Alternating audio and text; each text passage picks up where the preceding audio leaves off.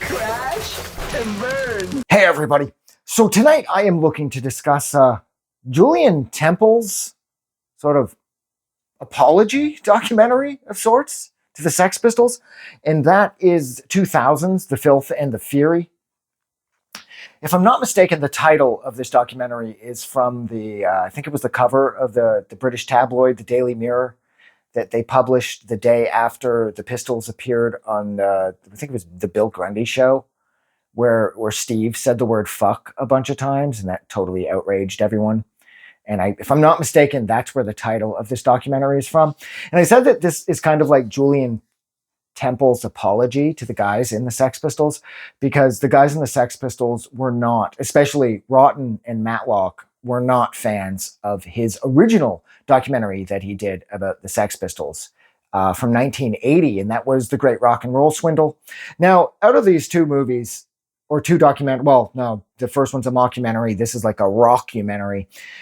I'm going with The Great Rock and Roll Swindle. I mean, say what you want about Malcolm McLaren. Yes, everything about him was one giant brag, or everything was so hyperbolic that it was hard to really separate fact from fiction. And he was a bit of a storyteller, but Malcolm McLaren was kind of the P.T. Barnum of early punk rock. Like he could make like a 1, a 10 so easily. And he would spin such wonderful lies that you couldn't help but kind of falling in love with his version of events.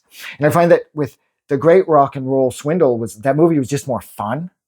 And this, unfortunately, is just kind of bland and boring. Like, I like that Rotten is in this from start to finish. And I like the way that he's interviewed with it's like he's in some sort of witness relocation thing where he's completely blacked out, except you can see everything around him. I thought that was really fun. And I do like how this is more of a traditional retelling of how the Sex Pistols got started. I like how, they talk to Paul, they talk to Steve, and they talk about how they met each other in elementary school. And then it wasn't long after that, they met John and as in Lydon at that point. And then, of course, they met John as in Vicious. And then, one thing led to the other, blah, blah, blah, blah, blah. And they became the Sex Pistols. And I do like how, again, this tells more of like a rooted in reality story about how the Sex Pistols came to be. But this documentary just falls flat for me. It just feels like there's no mystery.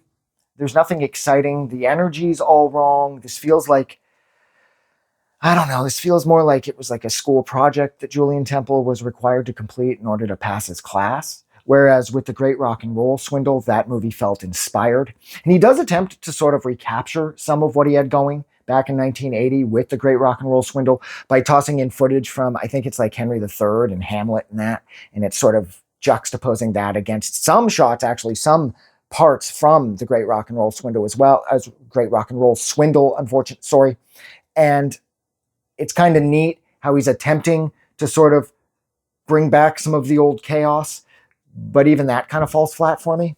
This documentary just feels too quiet.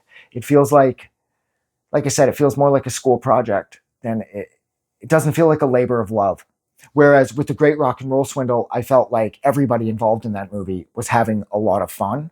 Like even Steve Jones would go on to say that he didn't love that documentary, or mockumentary, sorry, but he played like this private eye in it, and it was funny, and it seemed like exciting, and it kept my interest peaked.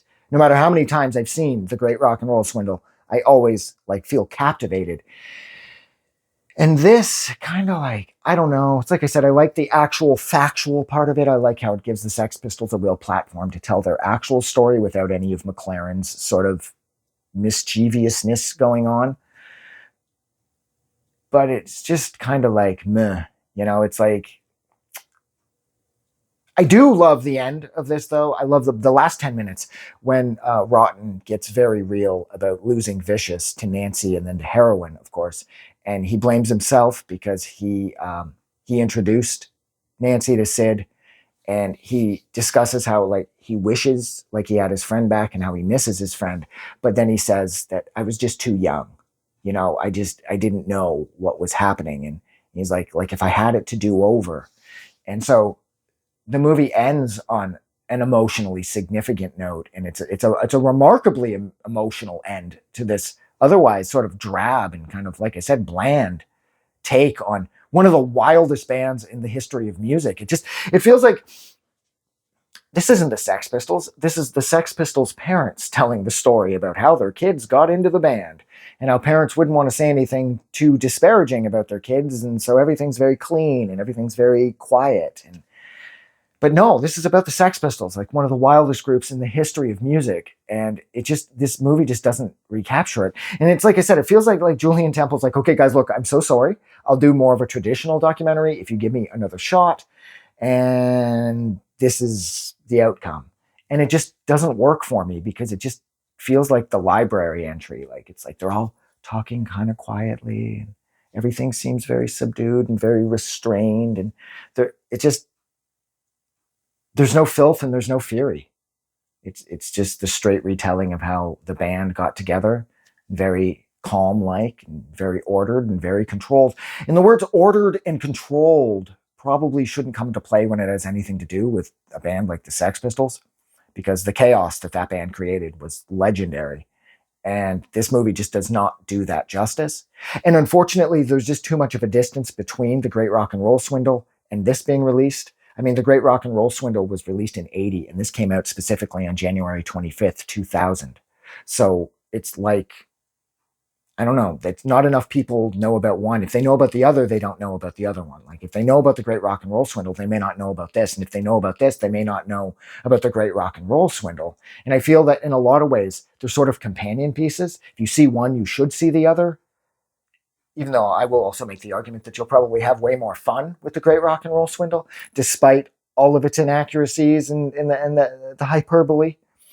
But this, like I said, I don't know. It just doesn't do it. It just doesn't seem to... It doesn't do the chaos justice. It doesn't do the guys in the band justice. The end is incredible when Rotten comes clean about how he feels about losing Vicious. That was incredible. Like that is an amazing way to end this documentary. But other than that, sorry, it just doesn't feel crazy enough, basically. And I think that's actually where I'm going to leave it. So thank you so much for hanging out with me for, wow, just about 7.5 minutes while I discussed Julian Lennon. Oh my God. Julian Lennon. Motherfucker, you'd think, like, why did I say Lennon? It doesn't make any sense at all. I mean, I know he's John Lennon's kid, but Julian Temple's apologetic 2000 documentary, The Filth and the Fury. Like always, if you like this review or you like this movie, don't forget to go and do something nice for somebody. It's simple. Hold a door or give $1 to charity the next time you're at Walmart. But most importantly, like always, never forget that the world kicks so much more ass because you are in it. You are amazing and you make the world a way better place. I'm getting out of here. Have a good night.